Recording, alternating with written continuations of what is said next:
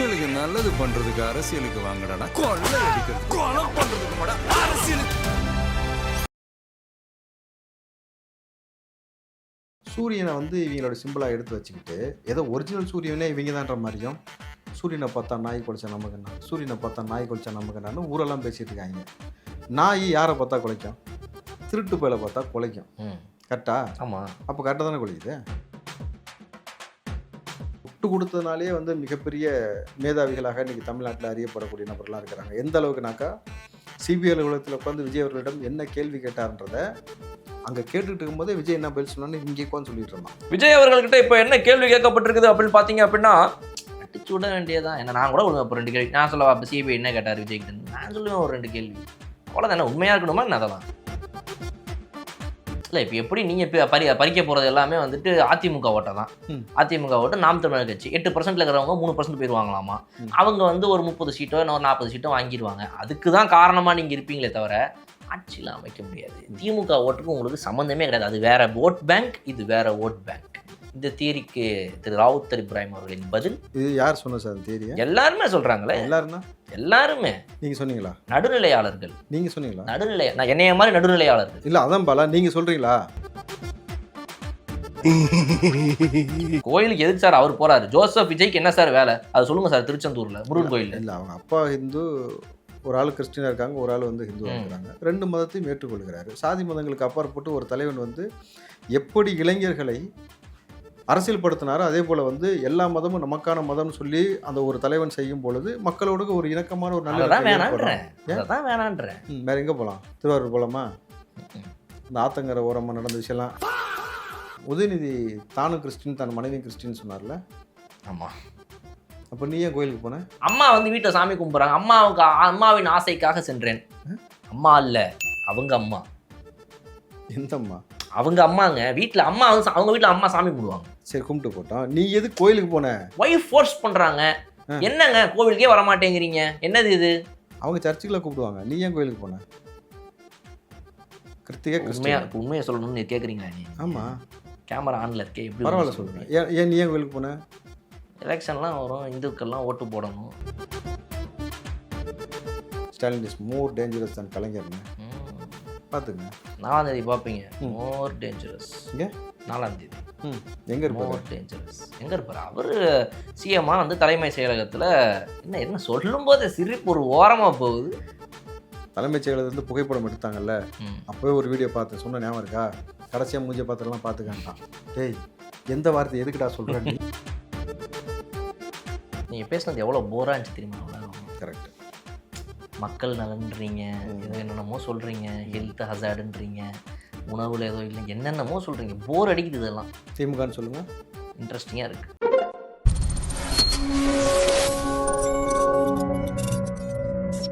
ரொம்ப காலமாக அழியாத 2 இனம் இருக்குதுங்க. ஒன்று கரப்பாம்பூச்சி, இன்னொன்று வந்து ஆமையம். புரிஞ்சா உங்களுக்கு? இந்த 2மே வந்து நம்ம என்ன செஞ்சாலும் அது பாட்டுக்கு அப்படி தான் சுத்தம். அந்த இனம் இதெல்லாம். ஆமை இனம் அழிய போதாமே தெரியுமா தமிழ்நாட்டுக்குள்ளே? நிஜமாவா? இப்போ இன்னும் கொஞ்சம் 4 நாளாகவே மேகமூட்டமாக இருக்குது. இந்த சூரியனே வாங்கி கண்ணில் பட மாட்டேங்குது. என்னன்னு வேற யார் கேட்குறாங்க. என்ன சூரியன் கண்ணெல்லாம் படுதாங்க? படுதா? காரி துப்புறாங்க. ஆனால் சனியம் பிடிச்சது என்ன வெயில் அடிச்சு சாவடிக்குது நம்மளை அப்படின்ட்டு. பார்த்தீங்களா இல்லையா? சூரியனை பார்த்து நீங்கள் துப்புனா என்ன ஆகும் தெரியும்ல? நான் எங்கே சூரியனை பார்த்து துப்ப போகிறேன்? அப்படியே ரிவர்ஸ் உங்கள் மேலே தான் வந்து விழும். சூரியனை பார்த்து நான் ஏன் துப்ப போகிறேன்? இதில் என்ன ஒரு வேடிக்கையான விஷயம் தெரியுமா? அந்த சிம்பிள் இருக்குல்ல, உதயசூரியன் சிம்பிள், அதுவே அவங்க இரவல் வாங்கினது. அது தெரியுமா உங்களுக்கு? சும்மா சொல்லக்கூடாது. வரலாறு எடுத்து பாருங்க.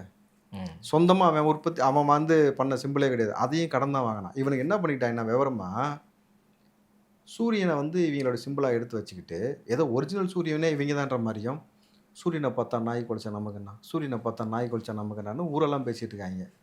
நாய் யாரை பார்த்தா குலைக்கும்? திருட்டு பயில பார்த்தா குலைக்கும். கரெக்டா? ஆமாம். அப்போ கரெக்டாக தானே குலைக்குது. அப்புறம் சூரியனை பார்த்தா நாய் குலைக்குதுன்னா போலீஸ் எதுக்கு நாய் குலைக்கிறாங்க? திருடனை பிடிக்க தானே. திருடனை பிடிக்க தானே போலீஸ் நாய் குலைக்குது. அப்புறம் கரெக்டாக திருட்டு பயில ஐடென்டிஃபை பண்ணி குலைக்குதுனாக்கா நீ திருட்டு பையன்னு அர்த்தம். அப்புறம் சரி, இப்போ எப்படி இவ்வளோ தைரியம் வந்துச்சு மக்களுக்கு? முன்னாடி இல்லாத இந்த தைரியம். நம்ம யாருக்கு போடுறோன்றதை வெளியே சொல்லிடலாம். கேட்டால் கேட்டு போகிறாங்க. ஆமாம், இந்த இன்ஃப்ளூயன்ஸருங்க, கான்டென்ட் கிரியேட்டர்ஸுங்க, யூடியூபருங்க, சீரியல் ஆர்டிஸ்ட்டுங்க, நடிகருங்க எப்படி தைரியமாக சொல்கிறாங்க? ஆட்சிக்கு வந்துட்டு திமுக வச்சு சம்பவம் செஞ்சிட மாட்டாங்கன்ற பயம் கொஞ்சம் கூட இல்லை. சம்பவம் செஞ்சிட மாட்டாங்கன்ற பயம் இல்லை. ஏன் இன்னும் கலைஞருடைய வாரிசுகள்லாம் அப்படி பல்வேலியாக இருக்கிறதுனாலயா? அப்படி கிடையாது. ஆ திமுக காரனா யாருன்னு தெரியும்ல உங்களுக்கு. யார் சார்? அடி இறங்கி சம்பவம் பண்ணுவாங்க. ம் வேறு ஏதாவது? ஒரு வயலை விட மாட்டாங்க. போய் இப்போ நீங்கள் பார்க்க தானே போகிறீங்க 4ஆம் தேதிக்கு அப்புறம். ம் யார் யாரெல்லாம் எந்தெந்த வீட்டிலலாம் நீங்கள் சொன்ன அந்த 5000 ரூபாயை வாங்கிட்டு பேண்ட்டு சட்டையை அந்த கட்சிக்கு வாங்கி ஓட்டு போட்டானோ எல்லாத்தையும் கவனிச்சுட்டே இருப்பாங்க. வீடு வீடாக வந்து பிச்சை கேட்பாங்களா? ஐயா வருமானம்லாம் போச்சியா, நீங்கள் எல்லாம் ஆட்சி வந்து பிடிக்கிட்டீங்க, நாங்கள் வந்து அவரை வச்சு தான் அண்டி பொழைச்சிக்கிட்டு இருந்தோம், அவருக்கு முட்டு கொடுத்து தான் காசு பண்ணிகிட்டு இருந்தோம், அவங்க என்ன சொல்லிட்டாங்க, நாங்களே ஆட்சியில் இல்லை உனக்கு இதுக்கடா காசுன்னு சொல்லிட்டாங்க, அந்த காசை கொடுங்க யாருன்னு வந்து பிச்சை எடுப்பாங்களா? அப்படிலாம் கிடையாது. ஆட்சிக்கு வந்ததுக்கு அப்புறமா ம் உங்களெல்லாம் வந்து சம்பவம் செய்ய போகிறாங்க. அவ்வளோதான். அப்போ நீங்களே ஒத்துக்கிறீங்க அவங்களாம் ரவுடி போய் தான்ட்டு. இப்போ பின்ன அது இல்லாமல் அரசியல் பண்ணிட முடியுமா? அப்போ ரவுடி தானே? அப்படி ரவுடின்னு சொல்ல முடியாது. அதை அன்பு கட்டளை. அதெல்லாம் எது அன்பு கட்டளை. கையில் ஒரு உருட்டுக்கட்டையும் ம் அறிவாளையும் எடுத்துக்கொண்டு அன்பாக கட்டளை இடுவோம். ம் ஏய் எனக்கு ஏன் ஓட்டு போடலை நீ அப்படி அப்படி சும்மா லைட்டாக சாஃப்டாக இருக்கலாம். அவன் பொண்டாட்டி அவன் பேச்சு கேட்கலையா? அதில் வந்து நம்மள்ட்ட வந்து என்ன கேட்க போகிறோம்? பொண்டாட்டி பிள்ளைங்க யாரும் கேட்கறது இல்லை. தாத்தாவெல்லாம் மாற்றி விட்டாங்க. தாத்தாவை மாட்டினா விடுங்க, பச்சை குழந்தை சின்ன பிள்ளை உன்னைய பார்த்து வந்து காரி துப்பாத குறைய டிவி கேக்கு ஓட்டு போடணும்னு சொன்ன உடனே அதை வந்து ஒருத்தன் கம்ப்ளைண்ட்டாக ரெஜிஸ்டர் பண்ணுறான். குழந்தைகளாம் இன்ஃப்ளூயன்ஸ் பண்ணுறாரு. ஏன்டா 70 தப்பு வருஷம் தானே அதெல்லாம். 70 வருஷம் ஆலமரன்ற பச்சை பிள்ளையோட தோத்து போய் மண்டிட்டு கிடக்குற என்ன பண்ணுறது, கண்டுபிடிக்க முடியல. அவங்கள எப்படி அணுகுறதுன்ற இந்த சைக்காலஜி புரிய மாட்டேங்குது. சின்ன சரி நான் கேட்குறேன். நீங்கள் அப்படியே டபக்குன்னு பிடிச்சிட்டீங்க. நீங்கள் எங்கள் தலைவர் ஒய்எம்சியில் தானே உட்காந்து பேசினாரு. ஆமாம். அது எப்போ அவங்க வீட்டு பிள்ளைக்கு தெரியும்? வந்துடுது ஃபோனில் வந்துடுது எல்லாம். சின்ன குழந்தைங்க கையில் இப்போ ஃபோனை கொடுத்து வச்சிருக்கியா? சுற்றி இருக்கிறவங்க எல்லாம் அதையே பேசுகிறானுங்க. காதில் எப்படியாவது குழந்தை காதில் விழுந்துருது. அப்போ நீ என்ன பண்ணியிருக்கணும்? வேற எங்கேயாவது போய் விழுந்திருக்கணும். ஒரு சின்ன குழந்தைகளை இவர் இன்ஃப்ளூயன்ஸ் பண்ணிட்டார், என் வீட்டு பிள்ளை வந்து விஜய்க்கு ஓட்டு போட சொல்லுதுன்னு வந்து நீ ஒருத்தன் பேசுகிற வெளியில் கம்ப்ளைண்ட் கொடுக்குறேன்னா அசிங்கம் இல்லை? மன உளைச்சலுங்க அதெல்லாம். மன உளைச்சல். அப்படி கூட அந்த உளைச்சல்ன்ற வார்த்தையை அவங்களுக்கு பொறுத்தாதீங்க. திமுககாரன் அப்படி கூட உழைக்க மாட்டான். மன வருத்தங்க. அப்படி சொல்லுங்கள். மெல்றதுக்கே கொஞ்சம் சிரமப்படுவாங்க. நம்மள தான் மெண்டு வாயில் துப்பி ஒன்று மெட்டலாம் அவங்களுக்கு. சரி, இப்போ இந்த 24ஆம் தேதி வரைக்கும் முன்னாடி கூட ஓரளவுக்கு எல்லாருமே வந்துட்டு என்னப்பா வந்தால் மிஞ்சி போனால் என்ன ஒரு 5% வாங்குவாங்க, 10% வாங்குவாங்க, சும்மா இவங்களாம் அப்படின்னு சொன்ன நபர்களே கூட, நடுநிலையாளர்கள், பத்திரிகையாளர்கள், அரசியல் விமர்சகர்கள், இவங்களாமே இப்போ இந்த 24ஆம் தேதிக்கு அப்புறம் வந்தோம்னா இந்த ஆன்லைனில் இல்லை வந்துட்டு இந்த நியூஸ் சேனல் டிபேட்லாம் வந்து உட்காந்துட்டு இல்லை நம்ம எதிர்பார்த்ததை விட ஆக்சுவலாக கொஞ்சம் வந்து கொஞ்சம் ஒரு மாதிரி அப்படின்ற லைட்டாக இழுக்கிறாங்களே. இது என்ன, இந்த இழுக்கு என்ன அர்த்தம்? வருமானம் கட்டாயிடுச்சுன்னு தெரிஞ்சு போச்சு, விஜய் அவர்களை பற்றி பேசினா தான் பொழப்புன்னு தெரிஞ்சு போச்சு, ஆட்சி மாற்றம் மாறுதுன்னு தெரிஞ்சு போச்சு. அப்போ லேசாக அப்படி லைட்டாக பிட்டை போட்டு வச்சோம்னாக்கா நாளைக்கு வந்து இவர்கள் செய்த துரோகம், இவர்கள் செய்த அநீதினால தான் வந்து திமுக படுதோல்வியாச்சுன்னு பேசணும்ல. அதுக்கு இப்போவே ஏதாவது பேசி வச்சா தானே வரும். லைட்டாகவே போட்டு ஒரு நியூட்ரல் ஸ்டேஜுக்கு இப்போ வந்துட்டோம்னா அப்படி நம்ம 4ஆம் தேதிக்கு அப்புறம் எங்கே போகணுமோ அந்த பக்கம் அப்படி போய்க்கலாம். அவ்வளோதான். இது நல்லா இருக்கு. ஏன் அப்படி பல பேர் வீடெல்லாம் வாங்கியிருக்காங்க.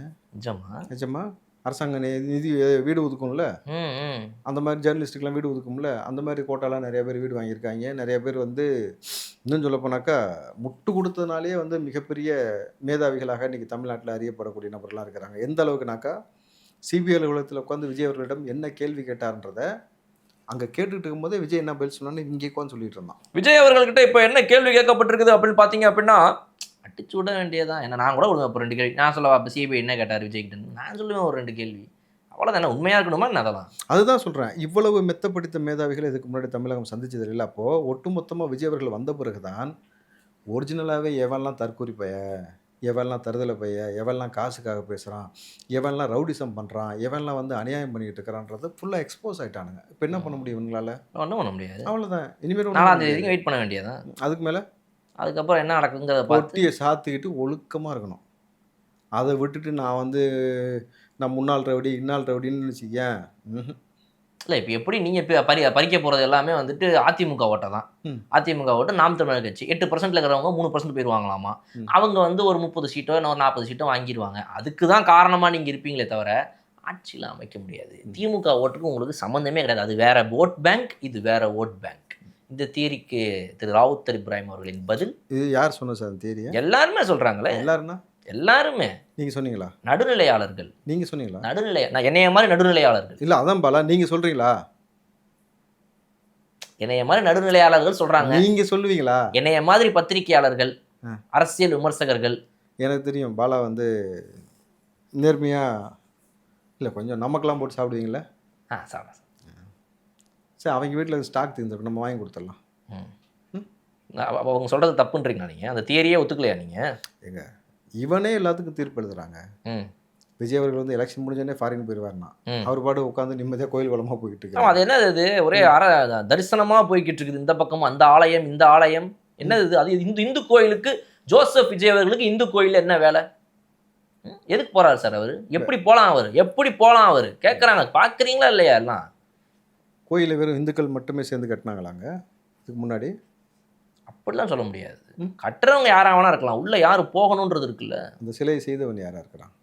யாரா வேணா இருக்கலாம். அப்புறம் எப்போ இருந்து இந்த ரூல்ஸ் கொண்டு வந்தாங்க தமிழ்நாட்டில்? திமுக ஆட்சி வந்ததுக்கு பிறகு. இதுக்கு முன்பு ஒரு காலத்தில் இப்படி ஒரு சடங்கு சம்பிரதாயம்லாம் கிடையவே கிடையாது. யார் வேணாலும் விருப்பப்பட்டாக்கா நீங்கள் கோயிலுக்கு போகலாம், சர்ச்சுக்கு போகலாம், மசூதிக்கு போகலாம், இப்படி தான் போகலாமே. இருந்துச்சு. நான் கூட மசூதிக்கெல்லாம் போயிருக்கிறேன். உடம்புலாம் நிறைய பேர் வந்து தாயத்தை கட்டிட்டு போயிட்டு பார்த்துட்டு வருவாங்க. அதெல்லாம் உண்டு. அதெல்லாம் கிடையாது. அப்போ பாரம்பரியம். ஆனா விஜய் ஏன் போறாருன்றதான் கேள்வி. இப்ப நானும் நீங்கள மாதிரி போனோம்னா அது கேள்வி கிடையாது. ஏய் அவர் கோயிலுக்கு தான்டா போனாரு உங்களை மாதிரி. சார் கோயிலுக்கு எதுக்கு சார் அவர் போறாரு? ஜோசப் விஜய்க்கு என்ன சார் வேலை? அது சொல்லுங்க சார். திருச்செந்தூர்ல முருகன் கோயில் இல்லை, அவங்க அப்பா ஹிந்து, ஒரு ஆள் கிறிஸ்டினாக இருக்காங்க, ஒரு ஆள் வந்து ஹிந்துவாக இருக்கிறாங்க. ரெண்டு மதத்தையும் ஏற்றுக்கொள்கிறாரு. சாதி மதங்களுக்கு அப்பாற்பட்டு ஒரு தலைவன் வந்து எப்படி இளைஞர்களை அரசியல் படுத்தினாரோ அதே போல் வந்து எல்லா மதமும் நமக்கான மதம்னு சொல்லி அந்த ஒரு தலைவன் செய்யும் பொழுது மக்களோட ஒரு இணக்கமான ஒரு நல்ல அதான் வேணான்றேன். வேற எங்கே போகலாம்? திருவாரூர் போகலாமா? அந்த ஆத்தங்கரை ஓரமாக நடந்த விஷயம்லாம் அதெல்லாம் எதுக்கு சார் இப்போ எடுத்துட்டு இருக்கீங்க? வேற எங்கெங்க போக சொல்றீங்க? ஏன்னா கோயிலுக்கு போனதெல்லாம் ஒரு குத்தம்னு சொல்லி வேளாங்கண்ணி போங்க. போவார், அடுத்து அங்கேயே இருக்காரு. அதுக்கு போங்க. வேளாங்கண்ணி தர்கா போறதுக்கான எல்லா பிளானுமே கான்சென்ட்ரேட் ஆன் ஒன் ரிலீஜியன். ஒரு மதத்தை மட்டும் வேணா ஃபோக்கஸ் பண்ணி அப்படி அடிங்க. பாஜக மாதிரி ஃபங்க்ஷன் ஆகுங்க. அதை விட்டுட்டு எதுக்கு தேவையில்லாம் வந்து all religion attacking like DMK? எல்லா மதத்துக்குமான நபராக தானே ஒரு தலைவன் இருக்கணும். இருக்கக்கூடாது. அது பார்த்தா திமுக இருக்கலாம், நீங்க இருக்கக்கூடாது. சரி, உதயநிதி தானும் கிறிஸ்டின் தன் மனைவியும் கிறிஸ்டின் சொன்னார்ல? ஆமா. அப்போ நீ ஏன் கோயிலுக்கு போன? அவர் டெபுட்டி சிஎம். ஏய் நல்லாவே கேட்பேன் நான் சார். அவர் டெபுட்டி சிஎம்ங்க. நீ ஏன் அதே மாதிரி மேல் சட்டை போடாம கோயிலுக்கு போன? ஏன் போன? பகுத்தறிவு சித்தாந்தத்தில் வந்தேன்னு சொன்னேன்ல. ஆமா, அம்மா ஃபோர்ஸ் பண்ணாங்க. சனாதனத்தை ஒழிப்பேன்னு சொன்னேன்ல. அம்மா வந்து வீட்டை சாமி கும்பிட்றாங்க. அம்மாவின் ஆசைக்காக சென்றேன். அம்மா இல்ல, அவங்க அம்மா. எந்த அம்மா? அவங்க அம்மாங்க. வீட்டில் அம்மா வந்து அவங்க வீட்டில் அம்மா சாமி கும்பிடுவாங்க. சரி, கும்பிட்டு போட்டோம். நீ எது கோயிலுக்கு போன? ஒய்ஃப் ஃபோர்ஸ் பண்றாங்க. என்னங்க கோவிலுக்கே வர மாட்டேங்கிறீங்க? என்னது இது? அவங்க சர்ச்சுக்குள்ள கூப்பிடுவாங்க, நீ ஏன் கோயிலுக்கு போன? கிறிஸ்திகா கிறிஸ்டியா? உண்மையை சொல்லணும்னு கேட்குறீங்களா நீ? ஆமா, கேமரா ஆன்ல இருக்கே. எப்படி பரவாயில்ல சொல்லுங்க. ஏன் நீ ஏன் கோயிலுக்கு போன? எலெக்ஷன்லாம் வரும், இந்துக்கள்லாம் ஓட்டு போடணும். அப்போ நீ எலெக்ஷனுக்கு முன்னாடி கோயிலுக்கு போய் நாடகம் போட்ட, பிச்சை எடுத்த, ஓட்டு பிச்சை. இவர் எலெக்ஷன்லாம் முடிஞ்சிருச்சு, இப்போ யாரும் ஓட்டு போட்டதில்லை. உண்மையாலுமே மத நல்லிணக்கத்துக்காக போகிறாரு, மத ஒற்றுமைக்காக போகிறாரு. அவருக்கு பிடிச்சிருக்குதுங்க, அவருடைய உரிமை. அவர் எங்கே போகணும் எங்கே போகக்கூடாதுன்னு சொல்வதற்கான உனக்கு வேலை இல்லைல்ல? கரெக்டாக இல்லையா? இப்படி வேலை வெட்டி இல்லாதவனுக்கு நான் வேணால் சொல்கிறேன், வா என் வீட்டில் கார் துடைக்கிற வேலை, கக்கூஸ் கலர் வேலை நிறையா இருக்குது, வந்தேன்னா நான் சம்பளம் கொடுக்குறேன். ஆனாலும் உழைச்சி செய்ய மாட்டாங்க அவங்க. இப்போ இதுக்கே இப்படி சொன்னால் அப்புறம் ஷிரடி பற்றி கேட்கவே முடியாது. இப்போ ஷிரடிக்கு போயிருக்காரு. ஷிரடி சாய்பாபா. வியாழக்கிழமை தான் சாய்பாபா. புதன்கிழமை புதன்கிழமை போயிருக்காரு. அப்போ மற்ற நாள் கோயில் பூட்டி கிடக்குமா? இல்லை, சாய்பாபானாலே வியாழக்கிழமை. மற்ற நாள் கோயில் பூட்டி கிடக்குமா? இல்லையே, அப்போ அன்னைக்கும் போகலாமே. கடவுளுக்கெல்லாம் டைம் ஃபிக்ஸ் பண்ணி கிளம்ப ஃபிக்ஸ் பண்ணுறதெல்லாம் வந்து நம்ம ஊரில் தான் பார்க்குறோம், புரியுதுங்களா? எனக்கு என்ன தோணுதோ, என் மனதுக்கு எது நிம்மதி கொடுக்குமோ, நான் செய்யக்கூடிய செயல்பாடு வந்து மனிதர்களுக்கு ஒரு ஒற்றுமையை நல்லிணக்கத்தை ஏற்படுத்தினாக்கா நான் டிசைட் பண்ணுறேன். நான் ஏன்டா அங்கே போகிறேன் இங்கே போகிறேன்? அப்போ ஆக மொத்தம் உங்களுக்கு அவன் முன்னாடி பிள்ளைய பார்ப்பாங்களா, குடும்பத்தையாவது பார்ப்பாங்களா? டைம் இல்லைங்க. விஜய் என்ன பண்ணுறாரு? விஜய் எங்கே போனார்? காலையில் என்ன பண்ணுறாரு? வீட்டு வாசலில் நின்னம்மா. அப்புறம் கவனிச்சே டைம் போயிடுது கரெக்டாக. ஐயோ என்ன நைட் ஆயிடுச்சு, சரி தூங்குவோம். அப்படி எழுந்துச்சு பார்த்தா திரும்ப விஜய். அப்புறம் தூங்குனா திரும்ப விஜய். கனவுல விஜய் வந்துட்டாரு, உள்ள புகுந்துட்டாரு அப்படியே அவரு. அவங்க கூட இருக்க எல்லாமே. வேற என்ன பண்றது சொல்லுங்க? இல்ல இப்ப நாம் தமிழர் கட்சியுடைய ஒருங்கிணைப்பாளர் நைட்டு என்ன விஜய் என் கூட படுத்திருக்க அப்படி கேட்பாங்களா? கனவுலங்க. இல்ல நினைவுலயே பக்கத்துல படுத்திருக்கால பார்த்து அப்படி கேட்பாங்களா? நாம் தமிழர் கட்சியுடைய தலைமை ஒருங்கிணைப்பாளர் சீமான் அவர்கள். ஆமா, யாராவது எங்க இருக்காருன்னு அட்ரஸாவது தெரியுமா? அப்போ உங்களுக்கு இப்போ வரைக்கும் அவரு தெரியுமே. எங்க பிரச்சாரத்துக்கு வந்த பொழுது வயசு புள்ள வேணான்னு சொல்ல கூப்பிட்டு முத்தம் கொடுத்துட்டாரு, பாத்தீங்களா இல்லையா? சின்ன பையங்க அவன். பையனுக்கு கொடுத்த லிப் கிஸ். ஆமா, அது வேற கண்ட்ரியாவே. அவன் வந்து தொடச்சிட்டு போயிட்டான். ஒரு வயசு பொம்பளை பிள்ளை பிரச்சாரத்துக்கு வந்த கூட்டத்துல தூக்கி இவர் வேன்ல இருந்து குனிஞ்சு கண்ணத்துல முத்தம் கொடுத்தாரு, பாத்தீங்களா இல்லையா? அதெல்லாம் நான் ஒத்துக்க மாட்டேன். ஏன் நீங்க கொடுக்கணுமா? ஏங்க நீங்க ஒத்துக்கூடாது? அரசியல் தலைவர் ஒரு அரசியல் தலைவர் அவ்வளவு ஆண்கள் பெண்கள் இந்த வயது அந்த வயதுங்கிறதெல்லாம் தாண்டி ஒருத்தங்க வந்து அன்பை வந்து வெளிப்படுத்துறாங்க. அதை போய் எப்படி தப்பா பேசுவீங்க நீங்க? சீமான் ஜெயிப்பதற்காக வேல்முருகன் அந்த இடத்துல வந்து ஆட்களை வேட்பாளரை போடலன்னு சொல்லிட்டு இந்த 10ஆம் வகுப்பு 12ஆம் வகுப்பு பிள்ளைகள் வந்து தேர்ச்சி பெற்றதற்கு தங்கமும் வைரமும் கொடுக்கறதுக்காக ஒருத்தனை கூட்டு போறீங்க. அந்த நபர் வந்து இதுக்கு வந்து பெத்தவங்க வந்து பொம்பளை பிள்ளைங்களை கூட்டி கொடுக்கலான்னு பேசினாரு. அவர் பேசுறது தவறு. அதுக்காக நம்மளும் அதே மாதிரி பேச முடியுமா? பேசுனியா? எதுக்கு? அவரிடம் அழைத்துட்டு போயிட்டு அவர் வந்து இந்த மாதிரி வந்து முத்தம் கொடுக்குற மாதிரி செய்கை செஞ்சாரு அப்படின்ட்டு. செய்கை செஞ்சதுக்கே கூட்டி கொடுக்கலான்னு பேசின நீ ஒரு கூப்பிட்டு வயசு பிள்ளை கணத்துல முத்தமே கொடுத்துருக்காரு. இப்போ நீ ஏன் பேசல வேலு? ஏன் வேலு? யாரை பேசணும் யாரை அடிக்கணும்னு எழுதி கொடுத்துருக்காரு. திமுக எழுதி கொடுத்துச்சு முன்னாடி பேசுனேன், இப்போ திமுக எழுதி கொடுக்கலன்றியா? அவ்வளோதான். இல்லை உனக்கு அப்போ உனக்கு சொந்த புத்தி இல்லையா? அப்படின்னா அப்போ நான் ஒன்றும் சொல்கிறது இல்லை. அது என்னது? அது தெரியாது, வாங்கிப்பாங்க. திரும்ப சொல்லுங்க, என்னது அது? சுய புத்தி தெரியல, கேள்விப்படாத வார்த்தையாக இருக்குது. சரி, ரைட்டு. இப்போ நம்ம நாம் தமிழர் கட்சியுடைய ஒருங்கிணைப்பாளர் நிஜமாவே என்ன ஆனார், ரெஸ்ட் மோடில் இருக்கிறாரா என்னன்னு தெரில. அதிமுகவை பற்றியும் பேச்சு காணும். ஃபுல்லாக ஃபோக்கஸ் எல்லாம் டிவிகே மேலே தான் இருக்குது. இதே மாதிரி தான் தொடருமா 4ஆம் தேதிக்கு அப்புறமாவும்?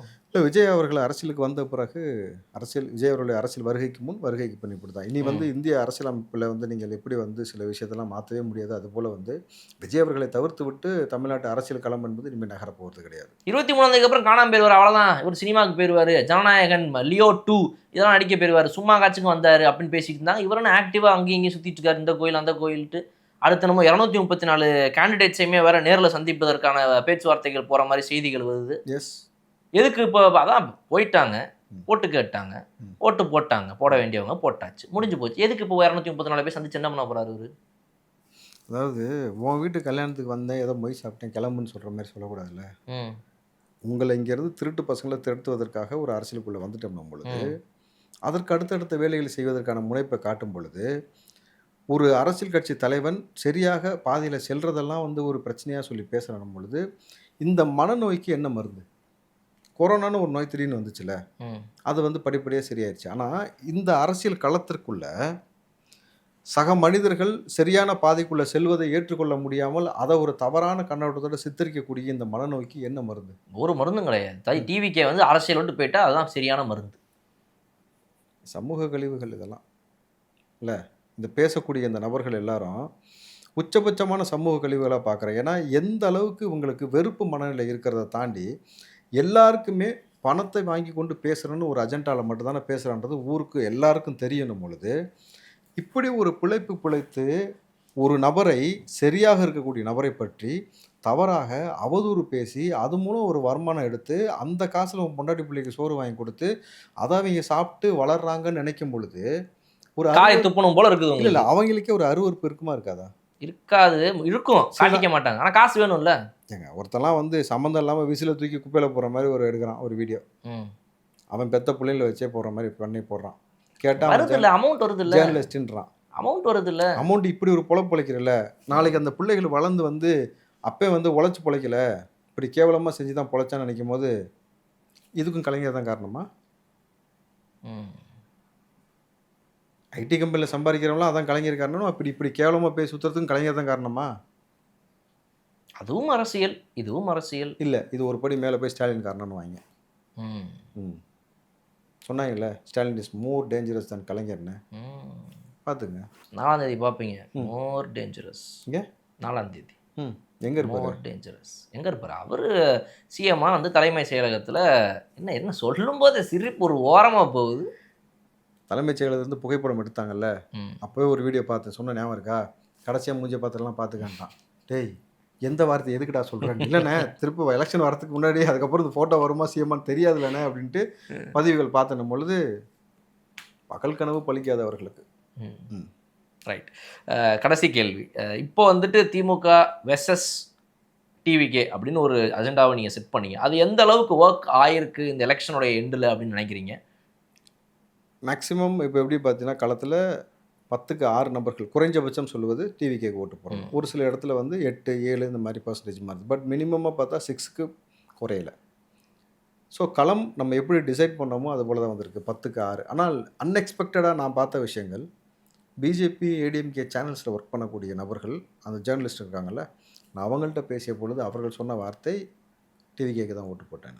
ஆஃப் கேமரா சொல்லுவாங்க, ஆன் கேமரா சொல்ல மாட்டாங்க. எப்படி ஆமாம். அது மாசா? பட் ஆனால் வந்து ஓட்டு விழுகிறது ஆன் கேன்லாம் கிடையாதுல்ல, அது ஒரே ஓட்டு தான். ஒரே ஓட்டு தான். அப்போது அதை நான் கேட்கும் பொழுது நான் உள்ளபடியே பிரமிச்சிட்டேன். ஏன்னா அவங்க சில நபர்கள்லாம் சித்தாந்த ரீதியாக ஊறி போன நபர்கள். அவர் கேட்கும் பொழுது ஒரு நபர் சொன்னது, எனக்கும் குழந்தைங்க இருக்குல்ல சார், அந்த பிள்ளைங்களோட எதிர்காலத்தை நான் யோசிக்கணும்ல. இன்றைக்கி வீடு புகுந்து பெண்களை தூக்குறான். முன்னாடிலாம் பார்த்தீங்கன்னாக்கா எங்கேயாவது ஒரு சம்பவம் நடந்தது, அதுக்கப்புறம் எல்லா இடத்துலையும் நடக்க ஆரம்பிச்சிது. இப்போ எப்படி போயிட்டு இருக்குனாக்கா கூட்டு பாலியல் வன்புணர்வு. ஸோ இந்த அளவுக்கு எக்ஸ்ட்ரீம் மனநிலையில் போகக்கூடிய ஒரு கலாச்சாரத்துக்குள்ளே அடுத்த தலைமுறை பிள்ளைகளையும் பெற்றவன் அதை யோசிக்கும் பொழுது ஒரு பயம், அச்சம் வருதுல்ல.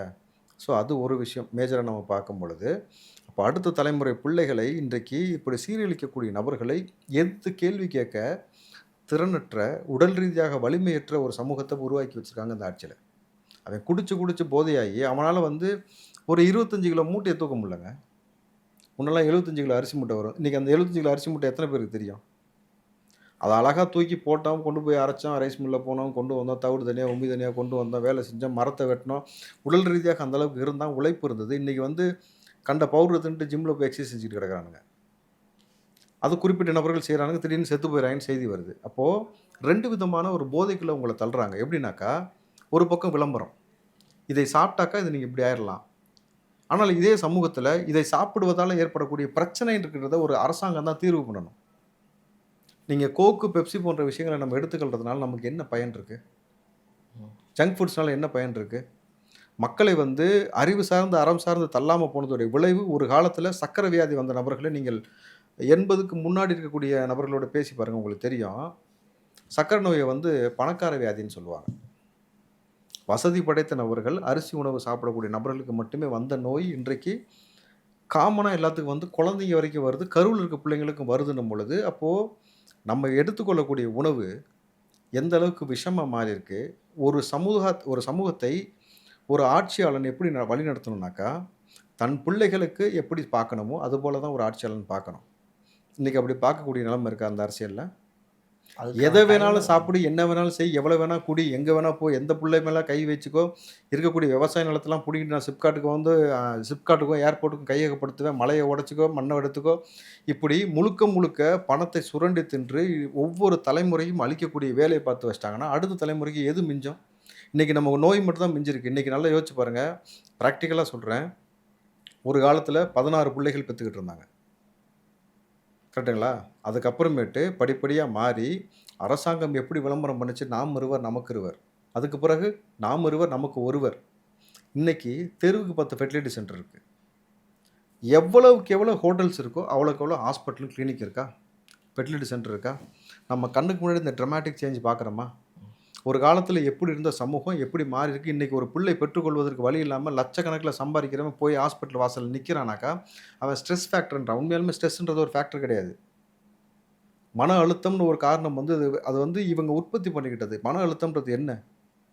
நமக்கு எது தேவைன்றதை தான் முடிவு பண்ணிட்டாலே உங்களுக்கு திருப்தி அடைஞ்சிடும், மன அழுத்தம்ன்றது குறைஞ்சிரும். என்னுடைய தேவை இவ்வளவு தான் நம்ம சுருக்கிக்கும் பொழுது நமக்கு மன நிம்மதி கிடைக்கும். ஆனால் அதை தாண்டி நம்ம எடுத்துக்கொள்ளக்கூடிய தண்ணீர், உணவுலேருந்து எல்லாமே மாசடைஞ்சு ஒரு சமூகம் சீரழிஞ்சு கிடக்கணும் பொழுது இதை சரி செய்யாமல் இன்னமும் உட்காந்துக்கிட்டு ஆண்ட பரம்பரை கதை பேசுகிறதும், சாதியை வச்சு பேசுகிறதும், குடிக்கிற தண்ணியில் வேங்க வேலை மலத்தை கலக்கிறதும், நாங்குநேரில் மாணவன் நல்லா படித்த மாணவனை வெட்டுறதும், இப்படி ஒரு சமூகத்தை உருவாக்கி கஞ்சா, போதை, அபின், ஹெராயின் எல்லாத்தையும் வந்து ஊர் முழுக்க பரப்பி வச்சுட்டு மறுபடியும் நான் தாண்டா வருவேன், நல்லாட்சி நான் தாண்டா கொடுத்தேன்னு சொல்லும் பொழுது, இவ்வளோ திருட்டுத்தனம் பொறுக்கித்தனம் பண்ண நீயே இப்படி திருட்டுத்தனமாக பேசிகிட்டு இருக்கும் பொழுது, நாங்கள் உண்மையாலுமே மக்களுக்கு வந்து மத்தியிலையும் மாநிலத்திலும் ஆளக்கூடிய 2 கட்சியும் எதிர்த்து சமரசம் இல்லாமல் நின்று தனியாக ஒரு கட்சி, ஒரு கொள்கை, கோட்பாடு, இவ்வளோ நபர்களை உருவாக்கி களத்தில் வந்து சரியான ஒரு தலைவனாக, ஒரு ஆண்மகனாக நிற்கிறாரும் பொழுது, அவர் பின்னாடி இத்தனை கோடி நபர் இருக்கும் பொழுது தெரியாமல் கூட தனியார் தொற்றுக்கிட்டு போகிற செதைச்சி விட்டுருவாங்க.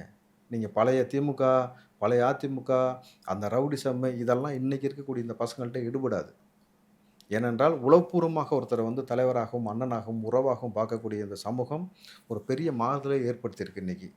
அந்த மாறுதலுக்கு நீங்கள் தயாராகி கொள்ளுங்கள், இல்லைனாக்கா விலகி செல்லுங்கள். அதை விட்டுட்டு தேவையில்லாமல் அண்டா குண்டாலாம் வச்சு உருளை விட்டுக்கிட்டு இருந்தீங்கன்னாக்கா. நீங்கள் பேசுனது எவ்வளோ போராக இருந்துச்சு தெரியுமா? கரெக்டு. மக்கள் நலன்றீங்க, ஏதோ என்னென்னமோ சொல்கிறீங்க, ஹெல்த் ஹசார்டுன்றீங்க, உணவில் ஏதோ இல்லை, என்னென்னமோ சொல்கிறீங்க, போர் அடிக்குது இதெல்லாம். திமுகன்னு சொல்லுங்கள். இன்ட்ரெஸ்டிங்காக இருக்குல்ல. எப்பயுமே வந்து திருட்டுத்தனம் கொஞ்சம் கேட்க நல்லா தான் இருக்கும். 60களில் என்ன பண்ணோம்? சிம்பிளாக அரசியல் பண்ணி ரொம்ப காம்ப்ளிகேட் பண்ணிக்கிறீங்க அரசியலை. 60களில் என்ன பண்ணோம்? ஹிந்தி எதிர்ப்பு போராட்டம் பண்ணோம். ஹிந்தி திணிப்புக்கு எதிர்ப்பாக நின்னோம். அது மற்ற மக்கள் செஞ்சது. அவங்க என்ன செஞ்சாங்க 60களில்? தான் நாங்கள் பண்ணோம்னு வச்சுக்கோங்களேன். அது ஒரு சைடு. யார் பண்ணா? திமுக. அது ஒரு சைடு. அப்புறம் வந்துட்டு அது இன்னும் முக்கியமாக அது ஒன்று சொல்லுவாங்களே, அடிக்கடி அது மறந்து போயிடுது. இடுப்பில் இருந்த துண்டு தோளுக்கு வந்ததுக்கு காரணம் திமுக. அப்போ அவங்க சொல்லுவேன், அப்போ அடின்னு அடிப்பீங்க நீங்கள். அன்றைக்கே அதுதான் திட்டினீங்க. இன்றைக்கி நீங்கள் சட்டம் போட்டிருக்கிறதுக்கு காரணம் திமுக. ஐயா கும்பிட்றேன் சாமி அப்படின்னு இருந்தவெல்லாம் இன்னைக்கு நிமிர்ந்து நிற்கிறான்னா அதுக்கு காரணம் திமுக. இவ்வளோ தான் நாங்கள் பண்ணுற ஒரே அரசியல். சிம்பிள். இதை வச்சே ஓட்டை வாங்கி வாங்கி வாங்கி வாங்கி வாங்கி வாங்கி பல பேர் ஏமாற்றிக்கிட்டு இருக்கோம். இப்போ எங்கள் அப்பாட்ட போய் இப்போ நான் இந்த எலெக்ஷன் அப்போ போய் பேசுகிறேன். என்னப்பா நீங்கள் யாருக்கு ஓட்டு போடலான்னு இருக்கீங்க? நான் சொன்னதை அப்படியே டிட்டோவா ஜெராக்ஸ் காப்பி வச்ச மாதிரி எங்கள் அப்பா பேசுவார். நான் அதை அப்படியே சொல்லுவேன். இவ்வளோதான் அரசியல். அதை நீங்கள் மாற்றவே முடியாது. இல்லை, மாற்றிட்டாங்கல்ல. எப்படி? 60ல் ஹிந்தி எதிர்ப்பு இருந்துச்சா? ஆமாம். இன்னைக்கு திமுக ஹிந்தி எதிர்ப்பு இல்லைல்ல. கேலோ இந்தியான்னு ஒன்று வச்சாங்க. ஆமாம். அது ஹிந்தி வார்த்தை. விளையாடு இந்தியான்னு கூட வைக்கிறதுக்கு துப்பு இல்லாமல் மோடி காலில் விழுந்து கிடந்து ஹிந்தி எதிர்ப்பு மறைஞ்சு போச்சா? ஆமாம். அடுத்து என்ன சொன்னீங்க? தோளில் இருந்த துண்டு, இடுப்பில் இருந்த துண்டு தோலுக்கு வந்ததுக்கு காரணம் திமுக. இருக்கிற கோமணத்தை வரைக்கும் உருவிட்டு விட்டுருக்காங்க. இப்போ அது உங்களுக்கு புரிஞ்சா? மாச கடைசியில் ஒரு 5000 ரூபா இருக்குது யார் கையிலையாவது? சாமானிய மக்கள் கையில். கவர்மெண்ட் 1000 ரூபா கொடுக்குது, போதாதா அது உங்களுக்கு? திமுக அரசு 1000 ரூபா கொடுக்குது, போதாதா உங்களுக்கு? சரி, அந்த 1000 ரூபாய் நான் உனக்கு கொடுக்குறேன், அதை மட்டும் வாங்கிட்டு உன் சம்பளத்தை எனக்கு கொடுத்துரு. நான் அந்த 1000 ரூபா வச்சு எவ்வளவோ பண்ணலாம். அதைத்தான் சொல்கிறேன். எம்எல்ஏ திமுக இருக்கக்கூடிய எம்எல்ஏ எம்பிலாம் என்ன பண்ணுறேன், மாதம் 1000 ரூபா உனக்கு கொடுத்துருவேன், சம்பளத்தை எனக்கு கொடுத்துரு. நான் தானே தேர்ந்தெடுத்தேன். என் மூலம் எம்எல்ஏ காசு எதுக்குங்க உங்களுக்கு? நான் தானே ஓட்டு போட்டு தேர்ந்தெடுத்தேன். மக்களுக்கு கொடுத்துட்றான்றேன். நீ 1000 ரூபாய் வச்சு நீ குடும்பத்து பாவன் பார்த்து ஒரு 1000 ரூபா கொடுக்குறோம், அதை வச்சுட்டு வாழ்ந்துட்டு இருக்க முடியாது அவங்களால. அதே 1000 ரூபாய் நான் உனக்கு பாவன் பார்த்து கொடுக்குறேன்ப்பா. நான் இப்போ நாங்கள் தானே முதலாளி, நாங்கள் தானே ஓட்டு போட்டோம். நம்ம ஓட்டு போட்டதை வச்சா மாச சம்பளம் வாங்கிட்டு இருக்கிற, அதை மக்களுக்கு கொடுத்துட்றான்றோம். அந்த 1000 ரூபாய் நான் உனக்கு கொடுத்துட்றேன்றேன் வச்சுக்க. மூணாவது என்ன சொன்னீங்கன்னது? சட்டை போட்டது காரணம் திமுக. கும்பிட்றேன் ஜாமீன் இருந்தவன் நிமிர்ந்து நிற்கிறதுக்கு காரணம் இன்னைக்கு திமுக. சரி, எல்லாருமே கூணு விழுந்து நின்றுருந்தாங்க, இவங்க தான் வந்து நிமித்துனாங்க, அவ்வளோதானே? அந்த அரசியல் வச்சு தானே ஓடிட்டு இருக்கு. சரி சார், சரி. சட்டை போடாமல் சில நபர்கள்லாம் இருக்கிறாங்கல்ல, எல்லாம் சண்டை போடாமல் அமைதியாக ஒத்துமையாக வாழ்கிறதுக்கு ஒரு வழியாக வந்து பண்ண சொல்லலாம். பார்ப்போம். 4ஆம் தேதி என்ன நடக்குது அப்படின்றது வந்துட்டு கண்டிப்பாக விரைவில் வெயிட் பண்ணி பார்ப்போம். இன்னும் உங்களுடைய எல்லா ஆசைகளும் நிறைவேறுதா, என்ன நடக்குது அப்படின்றத பொறுத்திருந்து பார்ப்போம். என்னுடைய ஆசை கிடையாது சார், மக்களின் ஆசையா? மொத்தமாக மக்களுடைய முடிவு. ஆசை கிடையாது. ஆசைன்றது தேர்தலுக்கு முன்னாடி இருந்தது. ஓகே. அவன் தேர்தல் அன்றைக்கே வந்து ஓட்டு போட்டு அவனுடைய முடிவை எழுதிட்டு பொழுது இவருக்கான விஜய் அவர்களுக்கான தொடக்கமும் திமுகவான முடிவுரையுமாக மே 4 இருக்கும். மீண்டும் சந்திப்போம். நன்றி.